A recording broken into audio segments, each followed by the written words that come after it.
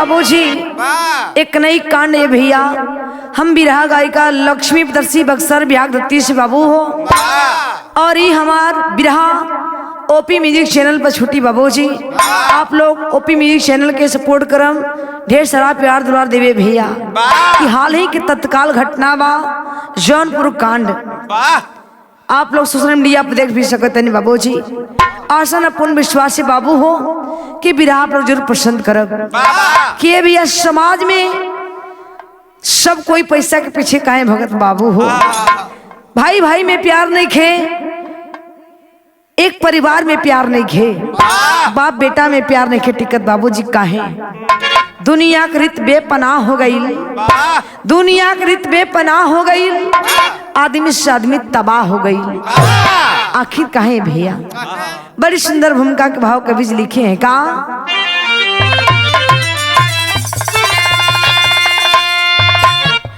धन के लालच में मानो है दानो बना,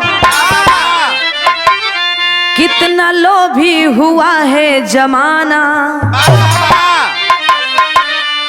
कत्ल रिश्तों का है होता है शर्मसार है, किसको अपना कहूँ और किसको मैं बेगाना। ईमान बिकता है हद हो गई, दर्द दर दर के सबको नचाता है पैसा। कवि चंचल भी लखते नभ में सितारे, पैसा कुल प्रीत सुत से कराया है ऐसा।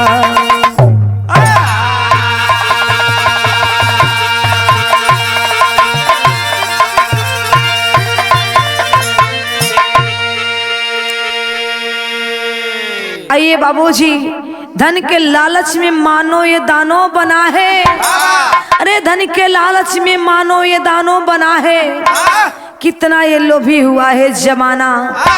कत्ल रिश्तों का होता है शर्मसार है, किसको अपना कहूँ मैं किसको मैं बेगाना कहूँ। अहे बाबू ईमान बिकता है हद हो गई, दर दर के सभी को नचाता है पैसा। कवि चंचल भी लगते हैं नम में सितारे, पैसा कुलकृत सुत में कराया है ऐसा। आखिर पैसा के पीछे सब भागत है, आखिर क्यों बाबू। बड़ी सुंदर गजल का अंदाज लिखे कवि जी का।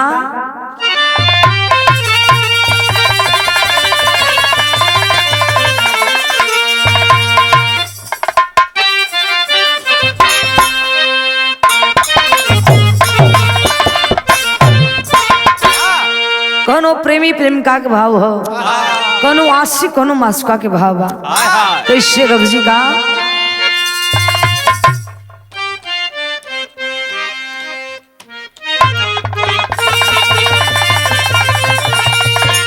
दिल लगा के काई जरूरी बा, दिल लगा के काई जरूरी बा।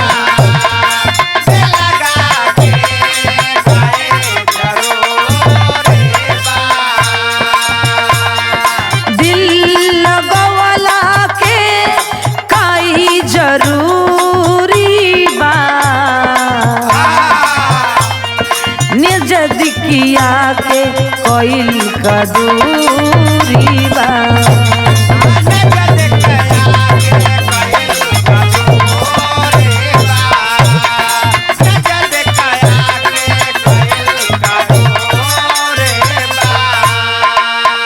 इससे बढ़िया भाव है बाबूजी का।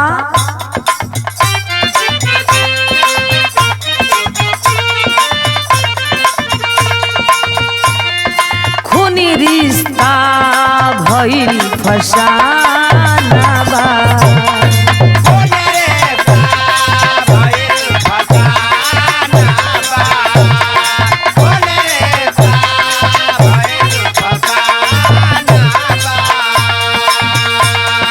खूनी रिश्ता भइल फसाना बा।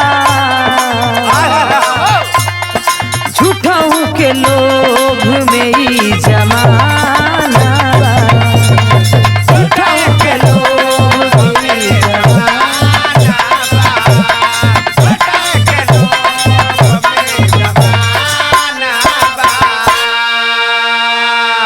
अहे बाबूजी कहानी कब के बा क्वेश्चन बाबू बिरहा के स्टार्ट है जिस हो गए भैया नजम के लाइन लगल का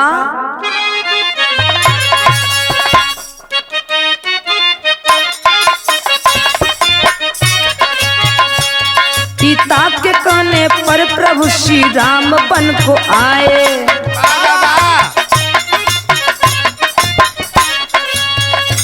भाई और भाई साथ में कष्ट है उठाए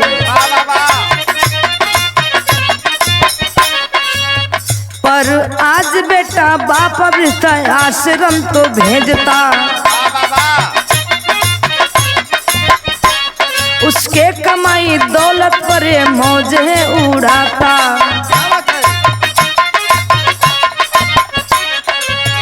जिला जौनपुर यूपी में जफराबाद है थाना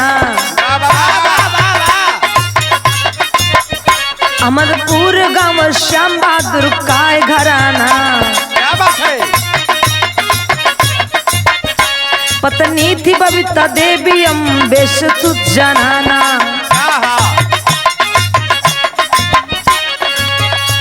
वंदना और अर्चना सपना सुत है माना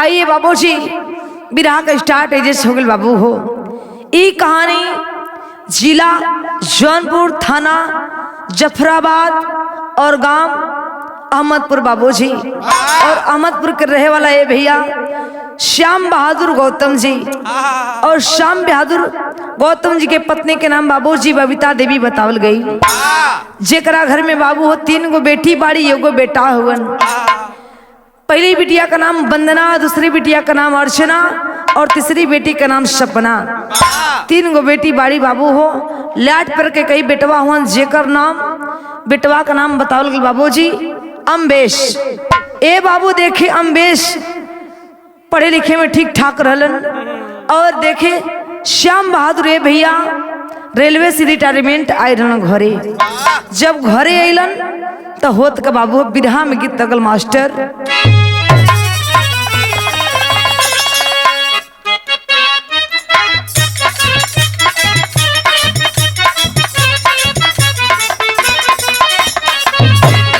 बारे कोनो लड़की है कोनो लड़का है उन लड़का पूछा तो लड़किया से कि ससुरा में ठीक ठाक करलू है कैसे पूछे का कहलस नैहर से जब ससुरा गईलू कई बज दिया बुतैलू भतार संग का कैलू भतार संग का कैलू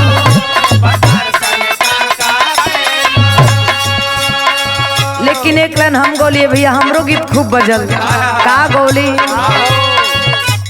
कोई यहाँ भूखे रह जाए कोई मौज उड़ाए बता क्या हो रहा है बता क्या हो रहा है बता क्या हो रहा है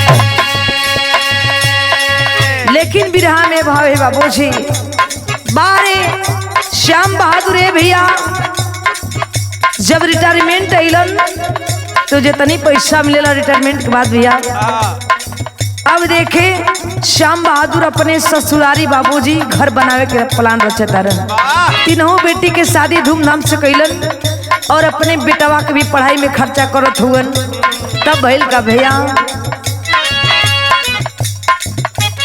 बिटिया 3 ससुरा गईल खुद ससुरारी में अलन बहादुर घर बनैले बहादुर घर बनैले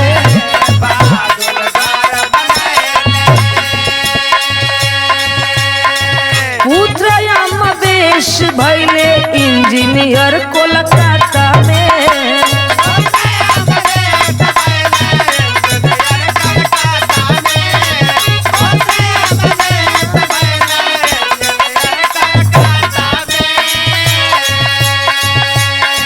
शाजिया से नैना लड़न बेस बाड़े खाता में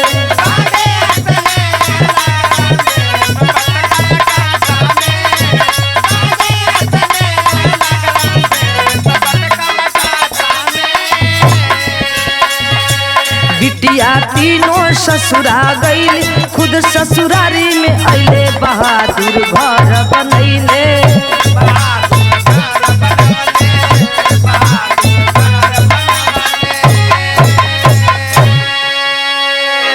अहे बाबूजी हुआ क्या?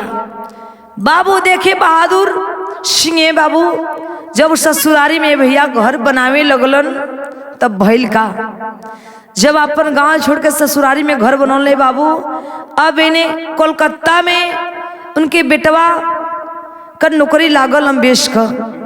कोलकाता में तो नौकरी करे लगलन ए बाबू अम्बेश, लेकिन धीरे धीरे कुछ दिन बीतल ए बाबू वही कोलकाता में एगो ब्यूटी पार्लर जो लड़की चलावत रहे भैया, वो ब्यूटी पार्लर चलावे लड़की का नाम बतावल गई शाजिया। और शाजिया बाबू बेगम से नजर लड़ गई वही अम्बेश का, दोनों का नैनाचार हो गए भैया। दोनों में नैनाचार भइल तब प्यार मोहब्बत बढ़े लागल धीरे धीरे। कुछ दिन बीतल तब देखिए अम्बेश बिन बतौले बाबू वो लड़की शाजिया से शादी कर लेलन। जब शाजिया से शादी कैलन तो बड़ा अम्बेश खुश बाड़न कि चला हमने के प्यार के मिलन हो गई।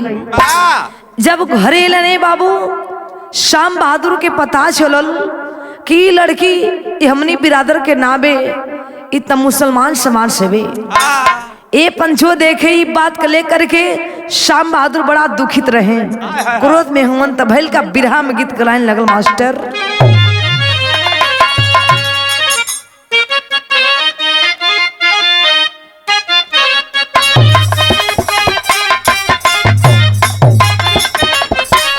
उहे गीतबा का सैया जाड़ा में गवना करैती राजाई जैसन काम ऐती।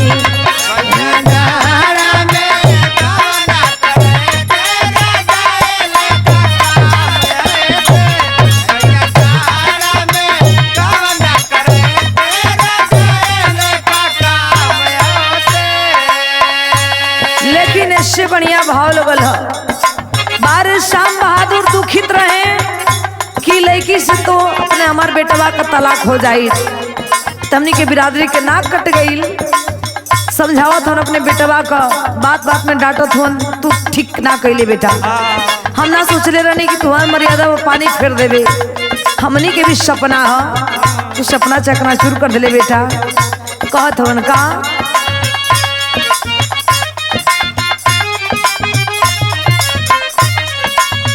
दूगो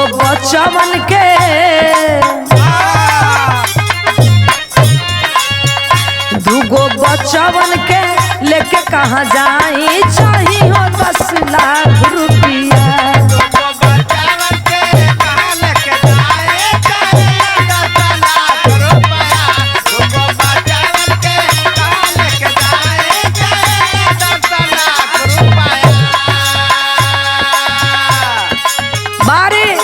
श्याम बहादुर जब कहें तलाक का बात है भैया, अब अम्बेश सोचे तो कि हम कैसे तलाक दी, दूगो बाल बच्चा बाड़न, इस शाजिया कहाँ जाए लेके जात। अगर तू चाहता रहा कि हम तलाक दे दी तो 10 लाख रुपया नगद चाहिए कि लेकर के परवरिश पढ़ लिख लिया संतान के भविष्य में कोनो तकलीफ ना होई। देश टकेला अपने बाबू श्याम बहादुर से कहत रहन बाबू अम्बेश बेटवा, और ही कहलन का अंतरा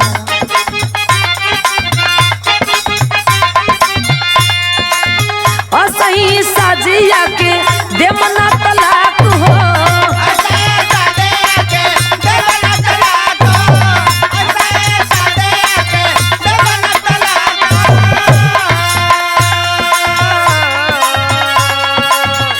श्याम बहादुर बाबू ले लो 5 लाख हो।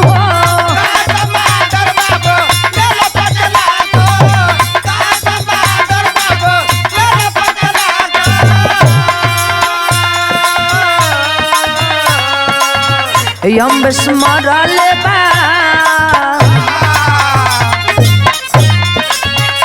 अम्बेश मरले बा, लोढ़ावा चलाई चली न चाही 10 लाख रुपया।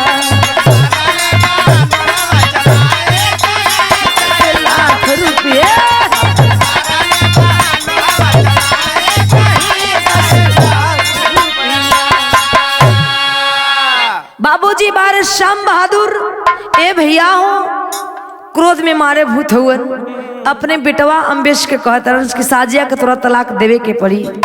इस मुसलमान ने कि हमरा घर में ना रही। अहे बाबू बातें बात में भैया तकरार बढ़त गई और क्रोधावेश अम्बेश के ज्यादा ही बढ़ गई। क्रोध में बाबू सिलवट अंगना में लोढ़ा धैर्य ले भैया लोढ़वा उठा करके अम्बेश उठा करके शाम बहादुर के माथे पर चला के मरलन। कपारे फट दे फटले बाबू चट्टे लागल ब्लड खून गिरे भैया।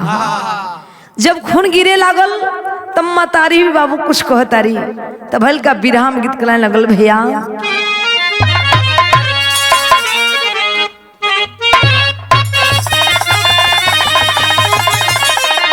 गीत हमारे मेहरा कोनो हालात में पहुंचे लई सिपाही जी से गुजारिश करत तारी कि कौना करण हमार सैया के तो जेल में बंद कैले हुआ। का कहे दुल्हनिया बाबू दरोगा जी बाबू दरोगा जी कौने गुनहिया बंधला पियावा मो बाबू दरोगा जी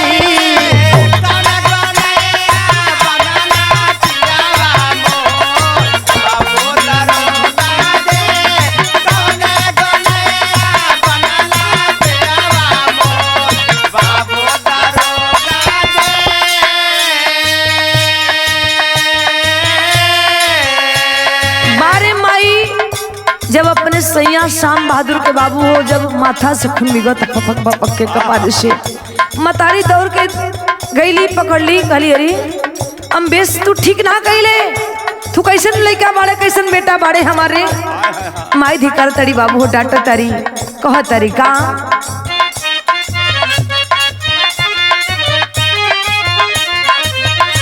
कि हमारे भैया हो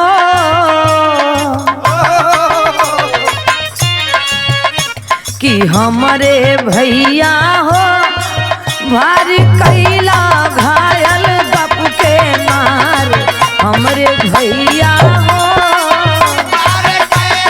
मार के कैला लाल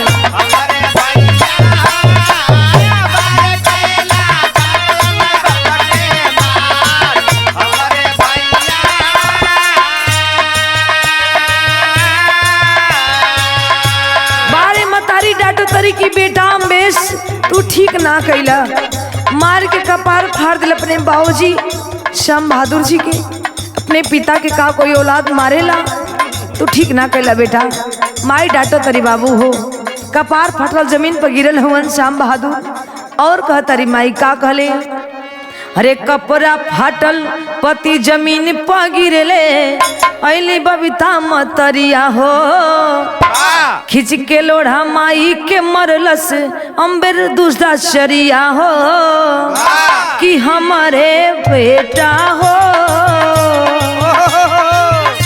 कि हमारे बेटा हो खुद के बनला तू खुद के लाल हमारे बेटा हो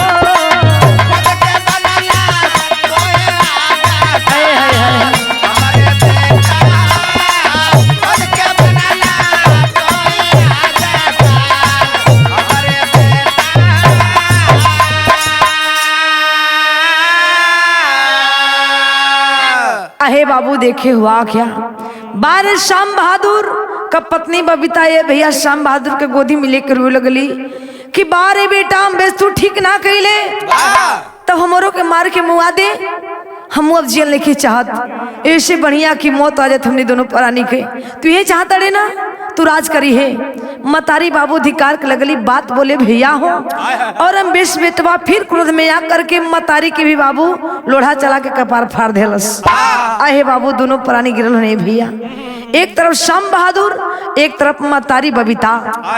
आहे लेकिन हुआ क्या तेरी में कहना मास्टर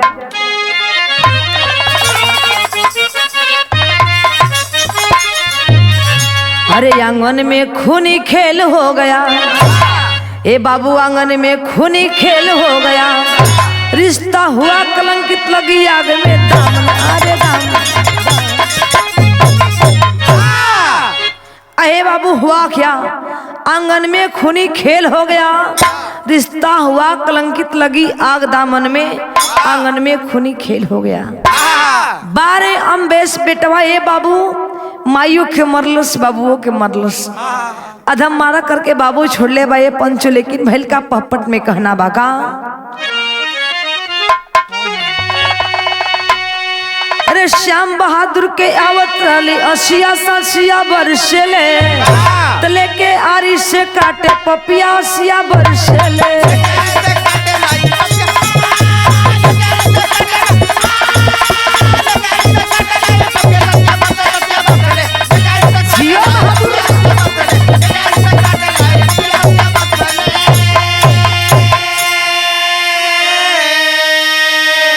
तीन टुकड़ा में बाबू, तीन टुकड़ा में भैली माई हो, कैली जवान जवन दूधवा दूध के पियाई हो। अरे बोरा में भर के देले बाटी मसिया 80 बरसेले, तो गुमती और सैया में फैसली 80 बरसेले।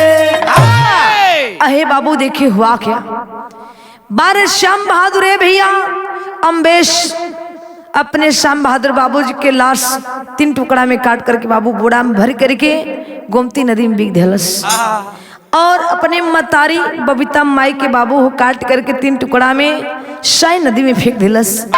12 बेटा कैसन में बाबू कि जौन मतारी अपने बेटवा का बाबू हो पोल्स पास करके अपने स्तन के दूध पिला कर उतनी बड़ कैली, कितनी कष्ट जुलूम सह के बेटवा के कष्ट पोली पसली बाबू हो। ओ बेटवा अम्बेश अपने प्यार मोहब्बत के चक्कर में मतारी के बाबू हो और बाप के काट दिलस। अब भैल का अल्लाह में कहना मास्टर,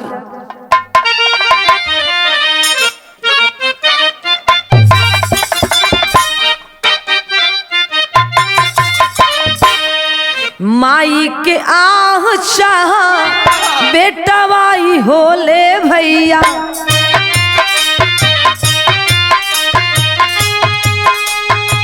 धन दौलतिया बाबू महला मका,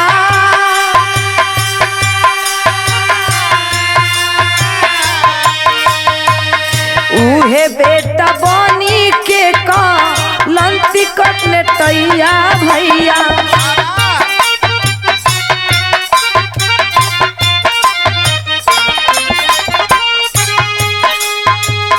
बेटवा बिटैनिया में भेद करे इंसान,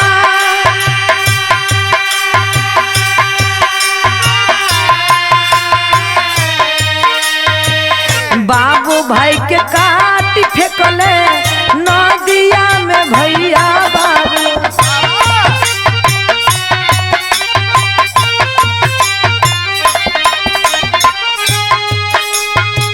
गुमशुदा झूठा ही बात कैले बेईमान,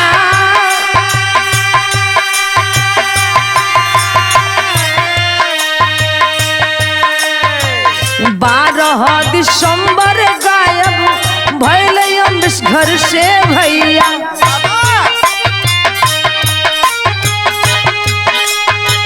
बंदन बहनी होई अब गईली परसा,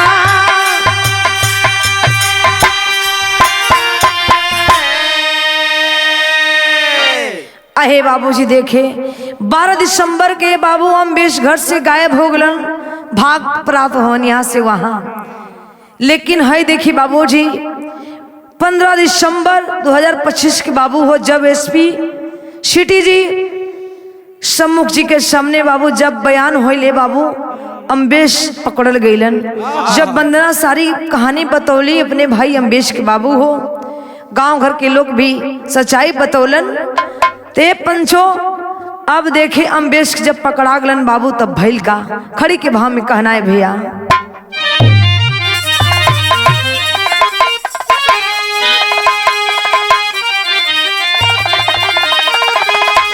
अरे आज के ममता पर प्यार इतना भारी हो गई, कातिल माई बाप के ही बेटा बा दूराचारी हो गई।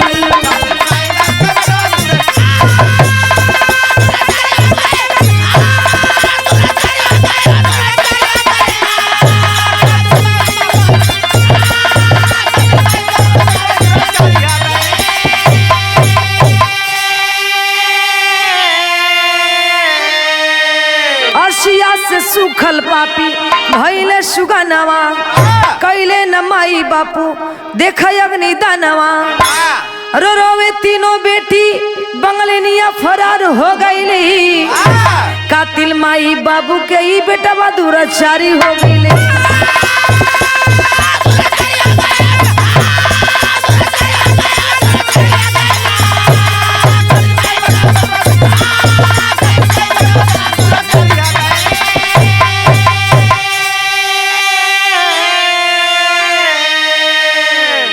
अहे बाबूजी देखे अम्बेश के पत्नी जब बंगलिनिया रहे भैया ब्यूटी पार्लर वाली देखे वो फरार बे बाबू कर छानबीन चलता अभी तक वही पकड़ाइल ना भाई भैया तेजे तक हमारा बिरहा बाबू समाप्त हो तो फिर अगला सूचना मिली तो बतावल जाई से कहे का मतलब बाबू कहना बाका राजपुरम सदगुरु स्वामी राधे विबुला श्रीना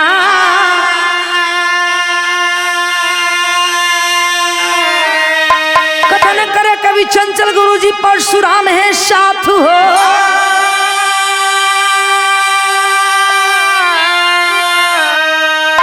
अरे आंगन में खूनी खेल हो गया ए बाबू आंगन में खूनी खेल हो गया लिखते चंचल पाल किया छिपा किसके मन में आंगन में खूनी